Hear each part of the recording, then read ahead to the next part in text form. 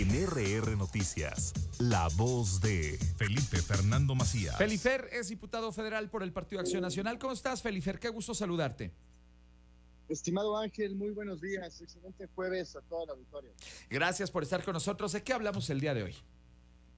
Muchas gracias, Ángel. Pues del fallo histórico que dio la Suprema Corte de Justicia de la Nación a inicios de esta semana, Ángel, donde se desecha la primera parte del Plan B, y es algo que venimos nosotros denunciando desde que de manera fast track Morena y sus aliados aprobaron esta reforma, totalmente violentando todo el proceso legislativo. Si bien recuerda el auditorio, apenas acabamos de rechazar la reforma constitucional y 3 horas después ya estaban votando un paquete de leyes secundarias que prácticamente desmantelaban todo nuestro sistema democrático electoral. Cientos y cientos de hojas de esta iniciativa que evidentemente pues ni siquiera los diputados de Morena leyeron, sino que simplemente buscaban, como lo hicieron una vez más al cierre de este periodo, convertir la Cámara de Diputados en una mera oficialidad de partes y no el espacio donde se delibera, se discute y se procesan las leyes que impactan a millones de mexicanos.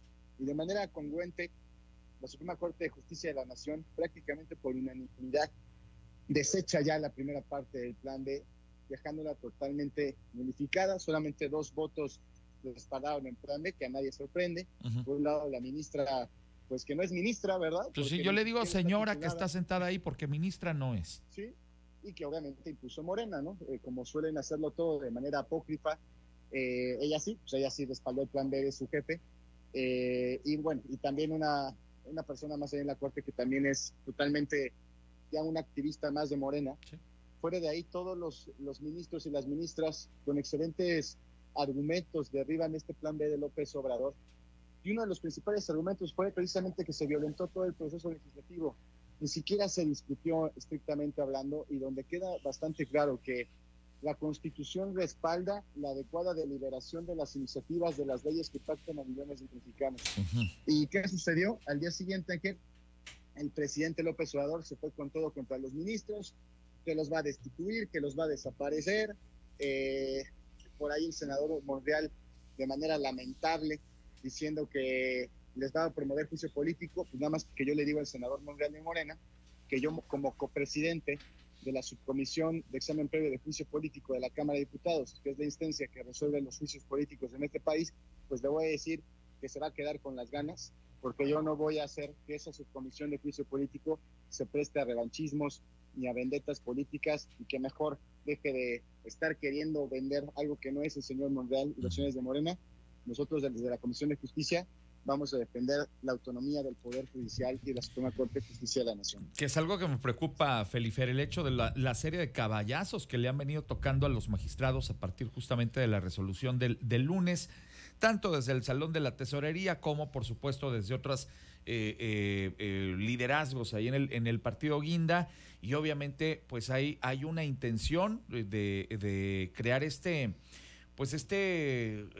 ¿cómo llamarlo? Ambiente de linchamiento simbólico en contra de los ministros, que además creo yo que, a diferencia de lo que pasó con otros personajes, como por ejemplo los consejeros del INE, que sí estaban muy vapuleados, hay que decirlo, en el caso del señor Córdoba y el señor Murayama, creo yo que la percepción general sobre los ministros es distinta, y me parece a mí que hasta algunos moderados ahí en Morena también vieron con buenos ojos el hecho de esta resolución. Sí, totalmente. A ver, el Poder Judicial históricamente, si bien como toda institución en este país, hay muchas cosas que mejorar y cambiar, pero hoy es equilibrio en México, y el equilibrio de la democracia es esencial. Si no, entonces vámonos a una dictadura, Ángel. Lo que hace Moreno y López Obrador una y otra vez, el convertir la Cámara de Diputados en oficialidad de partes, el ahora vapulear a las ministras y a los ministros, es el hambre de dictador que tiene, y quien nos esté escuchando creo que le queda muy claro. Es un señor que no quiere tener límites, y ya sabemos que el poder absoluto corrompe absolutamente todo, Ángel.